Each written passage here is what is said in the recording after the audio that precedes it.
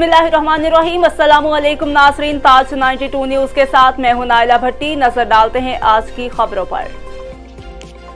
समाजी तंजीम social development organisation की जानिब से वर्ल्ड लिटरेसी डे के मौका पर SDO ऑफिस मेमन कोट में सेमिनार मुनक्किद किया गया, जिसमें माहिर तालीम अली मेमन, सिराज अहमद भुट्टो, अबू बकर बलोच, शबीर और अहमद मेमन, अवैस हबीब मेमन और दीगर ने लिटरेसी के हवाले से शिरकत करने के लिए आम लोगों और स्कूली तलबा को आगाही दी, जिसमें तालीम की अहमियत पर तफसीली गुफ्तगू की गई। सेमिनार के मौका पर मेरिट पर भर्ती होने वाले PST, GST असातिज़ा और कैडेट कॉलेज कराची से पासिंग आउट करने वाले इलाके की कैडेट्स को एजाज़ शील्ड पेश की गई। सेमिनार में social development organisation supreme council के चेयरमैन KK मेमन, सदर SDO रमज़ान मेमन वडेरा, मंसूर अहमद मेमन वडेरा, नसीम परवेज़ मेमन वडेरा, यासीन मेमन, मौला बख्श मेमन, हाजी अब्दुल वाहिद कासमानी मेमन, असलम मेमन, हाजी नदीम मेमन समेत दीगर शख्सियात ने भी शिरकत की।